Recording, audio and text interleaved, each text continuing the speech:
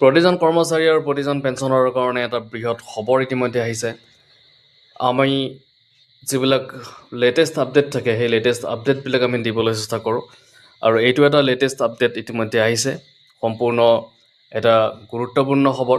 আৰু এই খবৰটো government of India ministry of ফাইনেন্সৰ ফালৰ পৰা আহিছে, ডিপাৰ্টমেণ্ট অফ এক্সপেণ্ডিচাৰ।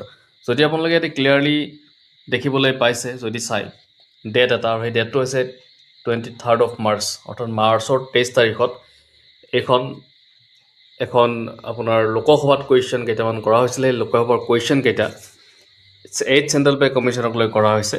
সেই কুৱেশ্যনকেইটা ইয়াতে আহিছে, আৰু এই কুৱেশ্যনকেইটা কৰিছে শ্ৰী ৰাজা, আৰু এই কুৱেশ্যনৰ আনচাৰ দিবলৈ কোৱা হৈছে মিনিষ্টাৰ অফ ফাইনেন্স। তো এইটো এটা বহুত গুৰুত্বপূৰ্ণ খবৰ, আৰু যিখিনি ইয়াতে ডাটা আছে বা যিখিনি তথ্য আছে, এই তথ্যখিনি আচলতে খুবেই এটা গুৰুত্বপূৰ্ণ প্ৰতিজন এমপ্লয়ীৰ কাৰণে বা প্ৰতিজন পেঞ্চনৰ কাৰণে। এটা সৰু অনুৰোধ আপোনালোক থাকিলে, যদি প্ৰথমবাৰৰ বাবে চেনেল ভিজিট কৰি চেনেল ছাবস্ক্ৰাইব কৰি ৰাখিব, এনেকুৱা ধৰণৰ খবৰবিলাক আপোনালোকে পাই থাকিবৰ কাৰণে। তো ইয়াতে চাওক, 8th চেণ্ট্ৰেল পে' কমিশ্যন বুলি ধুনীয়াকৈ লিখাই আছে কথাখিনি। এতিয়া আমি চাম ইয়াতে প্ৰশ্নকেইটা কি কি আৰু ইয়াৰ আনচাৰবিলাক কি কি, সেইখিনি কথা আমি চাবলৈ চেষ্টা কৰিছোঁ। এতিয়া আমি কুৱেশ্যন কেইটালৈ আহিছোঁ। প্ৰথম কুৱেশ্যনটো ইয়াতে সুধিছে, অষ্টম কেন্দ্ৰীয় বেতন আয়োগ CPCৰ বাবে চেয়াৰপাৰ্চন আৰু সদস্যসকলক নিযুক্তি কৰা হৈছে নে কি, আৰু যদি হৈছে তেন্তে ইয়াৰ বৰ্তমান অৱস্থা কি। নম্বৰ 2ত সুধিছে, উক্ত CPCৰ পৰ্যালোচনা কৰা মুখ্য ক্ষেত্ৰসমূহ কি, ইয়াত প্ৰস্তাৱিত বেতন ভাত্তা আৰু অৱসৰ ভাত্তাৰ ধাৰা অন্তৰ্ভুক্ত নে। নম্বৰ 3ত সুধিছে, CPCৰ প্ৰতিবেদন দাখিল কৰাৰ বাবে প্ৰস্তাৱিত সময়সূচী কি, লগতে চৰকাৰৰ ইয়াৰ পৰামৰ্শসমূহ কাৰ্যকৰী কৰাৰ ৰোড মেপ কি।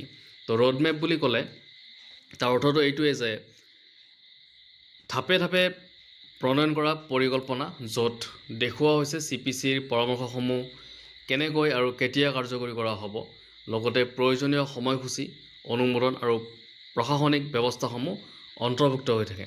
আৰু সেইটো হৈছে ইয়াৰে ৰোড মেপৰ অৰ্থটো। এই যিটো যিখন কুৱেশ্যন যিকেইটা কৰা হৈছে, কুৱেশ্যনৰ আধাৰৰ ৰোড মেপৰ অৰ্থটো সেইটো।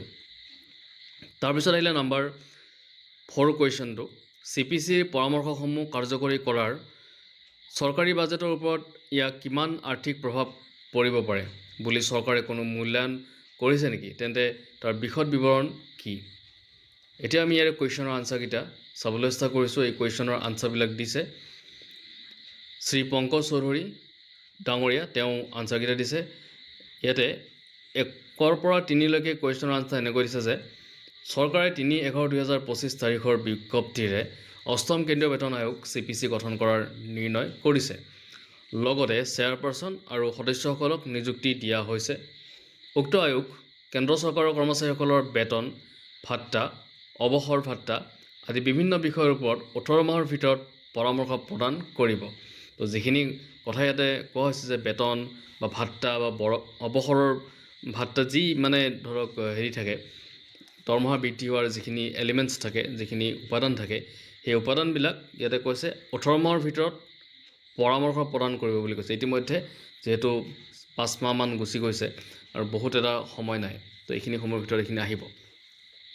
তাৰপিছত একদম শেষৰ কুৱেশ্যনৰ আনচাৰটো এনেকৈ দিছে, অষ্টম CPCৰ পৰামৰ্শসমূহ গ্ৰহণ কৰাৰ পাছতে তাৰ আৰ্থিক প্ৰভাৱ ফিস্কেল ইম্পেক্ট চৰকাৰে জানিব।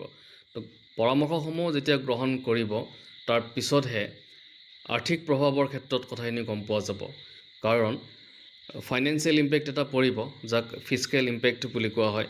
তো ফিস্কেল ইম্পেক্ট কেতিয়া গম পাব, যেতিয়া এই পৰামৰ্শবিলাক একচেপ্ট কৰা হ'ব।